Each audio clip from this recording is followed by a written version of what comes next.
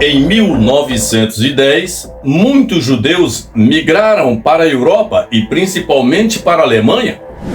E entre muitos destes judeus estavam Nathanael Goodman e a sua esposa Anai Rubinstein.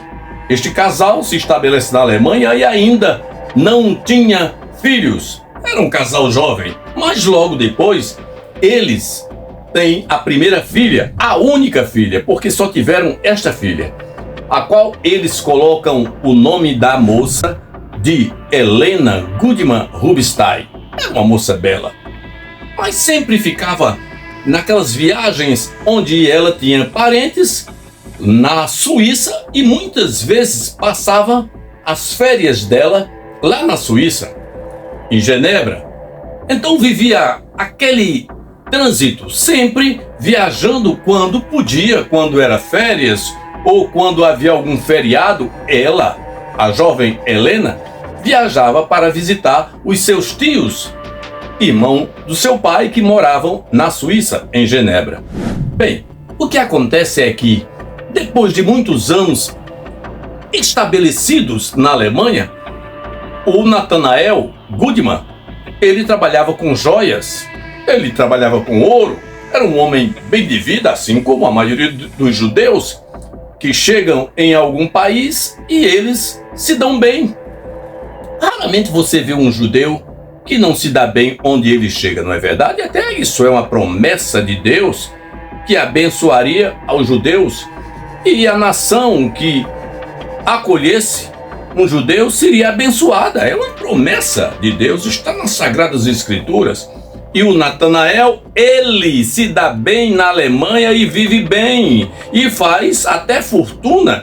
Só que tudo que ele ganhava, as suas posses, as suas riquezas, ele enviava para o Banco da Suíça. Ali era bem guardado. É um banco famoso onde as pessoas, a maioria dos ricos, dos milionários, depositam as suas fortunas no Banco da Suíça. Assim fazia o Nathanael. E acontece que depois de alguns anos estoura a Primeira Guerra Mundial, mas não teve nada com o Nathanael, nem tampouco com a sua família. Mas depois de poucos anos que tinha encerrado a Primeira Guerra Mundial, estourou a grande Segunda Guerra Mundial, onde o mundo inteiro foi envolvido. E o que acontece é que começa a grande derrocada de perseguição contra o povo judeu. E o Nathanael fica preocupado com essa situação, até porque em uma noite fatídica em que estoura uma grande perseguição contra as lojas de muitos judeus que moravam na Alemanha, esta noite ficou bastante conhecida como a Noite dos Cristais. Foi uma noite em que, por que cristais? Porque se quebrou muito vidro das vidraçarias, das lojas do povo judeu.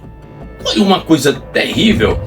E, mediante esta situação, o Nathanael envia sua filha, a Helena, para ir passar um tempo, uma temporada na Suíça, com medo que acontecesse alguma coisa com a sua filha e com eles, que na realidade, infelizmente, vem a acontecer. Porque quando a jovem viaja, logo estoura depois da Noite dos Cristais, onde muitos judeus foram mortos, outros massacrados, suas lojas arrombadas, quebradas, saqueadas pelos alemães, principalmente pelos simpatizantes dos nazis. E ali começa, porque no início da Segunda Guerra Mundial começou devagarinho, mas a coisa foi tomando pé, aumentando a ponto de se tornar uma coisa gigantesca, e a grande perseguição contra o povo judeu. Mas Helena Goodman Rubinstein vai para a casa dos tios que os seus pais enviaram, com medo que acontecesse alguma coisa com a jovem. Bem, eu fico pensando cá comigo mesmo. Você já imaginou? O indivíduo está tão bem, vai tudo de vento em popa e de repente estoura uma coisa dessas. Já imaginou? O mundo é cruel. E Acontece que a jovem sabe depois de algum tempo, porque a guerra aí levou quase muito mais de 5 anos, e o que acontece é que os pais da jovem Helena foram levados para o campo de concentração, o pai e a mãe, o Natanael e a sua mãe, foram levados para Auschwitz, na Polônia, onde eles foram colocados lá até morrerem. A Anaí, mãe daquela jovem, ficou separada do marido, o marido em um lugar, ela em outro, e naquele massacre onde mais de 6 milhões de judeus foram massacrados e mortos nos campos de concentração dos nazis, a mando dos grandes comandantes da SS, da Gestapo, de Adolf Hitler. Então, aquele cidadão, o Nathanael Goodman, e a sua esposa, Anaí Rubinstein, eles morrem, infelizmente. Mas aquele período passou, a guerra termina, porque os aliados vencem a guerra, Hitler começa a ficar preocupado porque estava perdido e vendo que estava derrotado, resolve tirar a própria vida dando um tiro na sua cabeça, segundo os comentários, segundo as narrativas. E o que acontece é que a jovem Helena, aquela jovem, ficou órfã de pai e de mãe. Mas toda aquela fortuna que os seus pais havia deixado lá na Suíça passa a ser agora da jovem por direito, e ela era filha única. E ela começa a sua vida muito triste, mas os seus parentes deram muita força a ela e ela consegue ir em frente. E faz a sua vida, refaz, começa, ela era jovem demais quando isso aconteceu, tinha apenas 25 anos, e a jovem Helena Goodman Rubinstein, ela resolve abrir um negócio. E o negócio era um aras onde ela comprava cavalos de raça, puro sangue, cavalos quarto de milha, cavalos árabes, uma coisa que rendia muito dinheiro. Ela era inteligente, muito inteligente, tinha herdado isso do pai, que também era um homem muito inteligente, assim como a maioria dos judeus. Você já viu um judeu que não seja inteligente? A maioria é tudo inteligente. E ela cresce e o seu negócio se expande, e ela comprava cavalos de tudo que era de lugar, de outros países, principalmente da Arábia, comprava também de outras nações, e ela fez fortuna. Até que, depois de muitos anos que ela estava bem de vida, morando só, não havia arranjado ninguém para sua vida amorosa, já estava com 40 anos de idade. A jovem Helena, ela disse: agora eu vou tirar umas férias. Tinha algumas pessoas que trabalhavam para ela, algumas famílias, ali naquele aras, era como se fosse uma grande fazenda, muitos hectares de terra, e ela vai para suas férias, porque já fazia bastante tempo que ela só vivia de trabalho, só trabalhava. Eu vou curtir um pouco a vida, tirar ao menos férias de 30 dias, e ela vai. O que acontece é que, nesta viagem, que ela viaja, e ela viajou para os Emirados Árabes, e lá ela passa 30 dias, até que ela conhece, neste hotel onde ela ficou hospedada, que ela encontra o amor da sua vida, se apaixona. Aquele jovem era muito bonito, um galã. O nome do jovem era Rommel, e ela gosta do Rommel, e eles fazem amizade, troca de olhares. Ele convida ela para a mesa dele, e ali começa aquele bate-papo, os diálogos a cada dia. Ora, foram 30 dias de férias, e a Helena fica encantada com o jovem. Que jovem maravilhoso. Mas depois de alguns dias eles saem, e aí vão para o cinema. Depois do cinema vão para muitos bares de luxo, ali. E aí a coisa começa crescendo, houve um envolvimento muito grande entre eles. Ela estava apaixonada, o rapaz também estava louco por ela. A moça era bela, muito linda a moça. 40 anos, o jovem tinha, o Romeu tinha apenas 35 anos, mais novo do que ela, 5 anos. E o que acontece é que aquele romance muito lindo e belo nasce naqueles dois corações. E depois de 30 dias, ela tinha que voltar para o seu trabalho, o Aras, e a sua residência, porque ela morava na fazenda onde estava os seus grandes e lindos cavalos puro sangue, quarto de milha, cavalo árabe, aqueles corcéis negros, era cavalo de toda espécie, caríssimos, de milhões. E o que acontece é que esta jovem, apaixonada por este rapaz, ela fica encantada com este jovem Romeu. Ele, depois de um tempo, ele resolve fazer uma surpresa. É aí que a coisa começa a mudar. Uma surpresa, e traz um presente para ela e diz: hoje eu quero preparar um jantar para você e vou lhe dar um presente que eu trouxe, que era o presente, um anel de noivado. Já imaginou? Foi uma coisa assim, a queima-roupa, amor à primeira vista. Ela estava maravilhada, acordava feliz, mas já estavam juntos, entendeu? Já estavam convivendo, mas estavam pensando em se casar, e ele quis fazer essa surpresa para ela.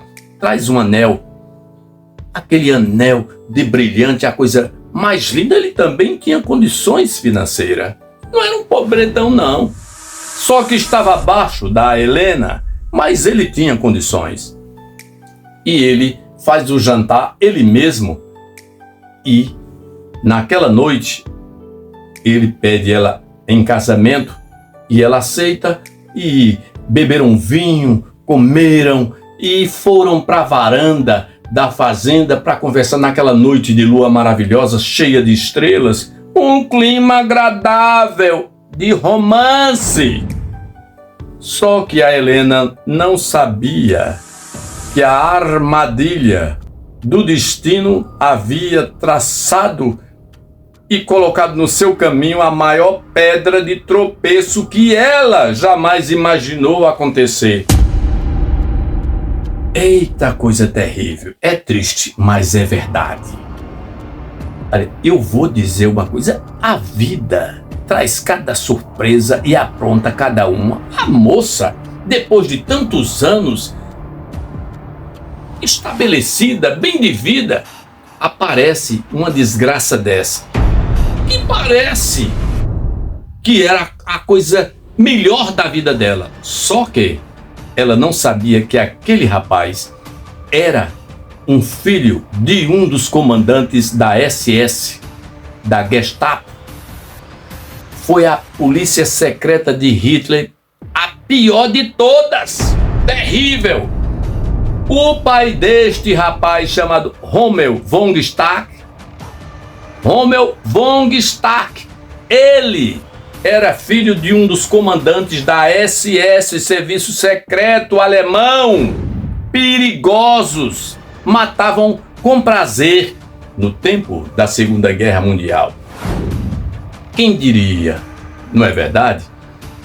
E ela conta toda a sua história, ali sentada na varanda, na cadeira de balanço com ele, bebendo vinho, e ela conta toda a sua história que ele não conhecia. E aí a coisa começa mudando, e o semblante do rapaz mudou quando soube que ela era descendente de judeu. Entendeste tu? E o semblante do rapaz fica mudado, porque ele detestava, ele odiava judeu, assim como o pai, que foi preso depois da Segunda Guerra Mundial, a maioria foram enforcados no julgamento de Nuremberg. O pai deste Rommel, ele foi enforcado por crimes de guerra e ele odiava os judeus, por isso, muito ódio no coração. E quando ele descobre que a Helena contou toda a sua história, que os seus pais foram mortos na Alemanha nazista, os olhos do rapaz se transformam, mas ele esconde um ódio terrível e ela nem percebeu. A única coisa que ela diz é o seguinte: por que você está tão calado? O que foi que aconteceu? Você está... Não, talvez seja o vinho, a gente está bebendo há bastante tempo. E o que acontece é que mais tarde, na hora do vamos ver, naquela hora maravilhosa depois do vinho, a noitada já era longa, da bebedeira. E o que acontece é que quando os dois vão deitarem, dormirem naquela cama fofa, maravilhosa, com aqueles travesseiros afofados de pena de ganso, ele sufoca ela com o travesseiro. Ele já tinha planejado, enquanto ela falava da sua história, de como os seus pais morreram e ela havia herdado dos seus pais essa fortuna, e ela também odiava os alemães, e ela não sabia que o indivíduo era descendente, era um filho de um desses comandantes da SS nazista. E o que acontece é que ele já tinha planejado, se ele esganasse, ficaria a marca. Se ele usasse de qualquer forma, seria esquisito, porque ficaria, e naquela época, imagine você, ficaria muito difícil descobrir um crime quase perfeito. E ele a sufoca com um travesseiro de pena de ganso. E ela morre sufocada, nem imaginou por que motivo estava sendo morta. E ele a sufoca até a morte. Coisa terrível. Você sabe o que aconteceu? Naquela mesma noite, ele pega todos os cartões que ela tinha, tudo que ela tinha relacionado à vida dela, ele queima. Naquela época não havia cartão de crédito, nem cartões de espécie alguma, mas havia cheque, o cheque. E ele leva o cheque dela e falsifica e passa toda a sua fortuna para o nome dele, porque ele foi tirando, sacando com o talão de cheques fortunas e mais fortunas, e deixa quase zerado a conta da jovem que estava morta. E ele diz aos moradores que... E eles sabiam, os moradores, que havia aquela festa, porque eles moravam ali pertinho, dentro da fazenda, que ela havia bebido, talvez tivesse tido um problema cardíaco, e todo mundo achou que ela tinha morrido com problemas cardíacos mesmo. Você já imaginou que situação constrangedora e terrível, maligna, coisa diabólica? E ele vai embora. Enterraram a jovem. Ela não havia deixado nenhum testamento, ficou a confusão no ar para o governo ia decidir como faria, porque não tinha descendentes. As únicas pessoas que podiam herdar eram os parentes. Mas ela nunca tinha planejado que fosse morrer tão jovem, não é verdade? 40 anos de idade. E ele vai embora.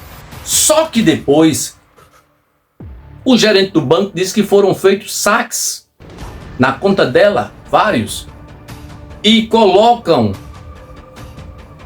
no encalço do indivíduo vários investigadores internacionais.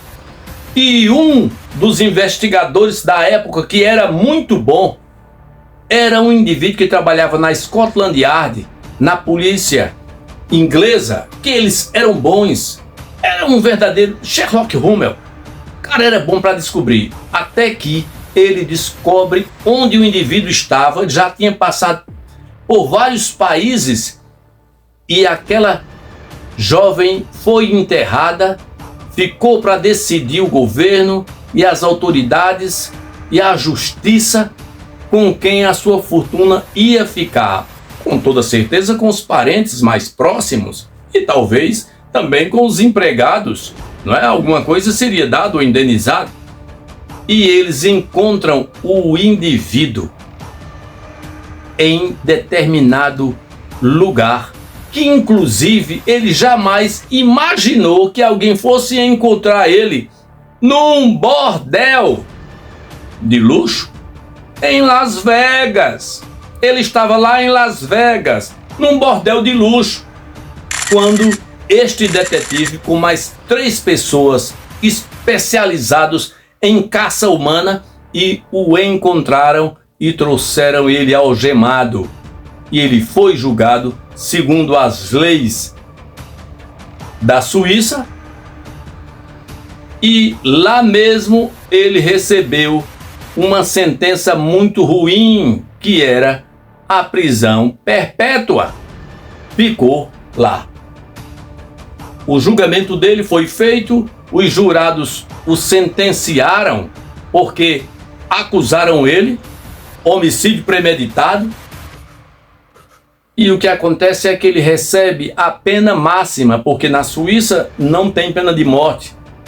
Na época, prisão perpétua. E o que acontece é que ele pede para ser extraditado para a Alemanha, mas não é concedido a ele este direito, porque o crime aconteceu na Suíça.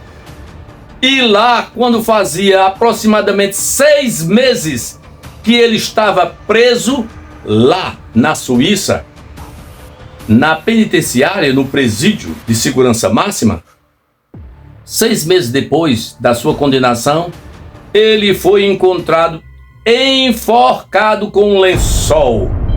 O enforcaram. Há quem diga que foi os presos quando souberam quem ele era e o que ele tinha feito. Outros dizem que foi ele que... Mas ninguém nunca descobriu e até ocultaram, acharam até bom. Mas ele foi enforcado e estava lá pendurado nas grades, suspenso aproximadamente quase 50 centímetros do chão. E assim terminou a vida do famigerado assassino. Você já imaginou que coisa terrível? A jovem, o que o destino reserva a cada ser humano, não é? Quem diria que aquela jovem tão bela, depois da morte dos pais, herdar toda aquela fortuna, passar tanto tempo sozinha, depois, quando estava com 40 anos, venha acontecer uma coisa dessas com ela. Umas coisas e uns caminhos tortuosos que nós não compreendemos. Quem pode dizer e falar destes mistérios que a vida reserva? Hein? Talvez, se tivesse ficado sozinha. Amor à primeira vista. Mas há um provérbio popular que diz: quem vê cara não vê coração. Se envolveu depressa, não procurou conhecer, não procurou, talvez falta de experiência. A coitada vivia naquele Ares, naquela fazenda, não tinha experiência do mundo, só de negócios, de compra e venda de cavalos, puro sangue, perdeu a vida. Quem vê cara não vê coração, não é verdade? Coração é terra que ninguém anda. Quem diria que ela iria se envolver exatamente com um filho de uns miseráveis daquele que participaram da carnificina contra o povo judeu? Perdeu a vida, infelizmente. E aí vai meu conselho. Já imaginou? Tenha cuidado. Quando for fazer suas escolhas, saiba fazer a coisa correta. Não se precipite, não. E vá logo. Não, dê um tempo. Conheça o caráter. Conheça a pessoa. Procure desvendar quem é a pessoa com quem você está se envolvendo. Quem vê cara não vê coração. Coração é terra que ninguém anda. as coisas mudam. Entendeste tu? E cuida.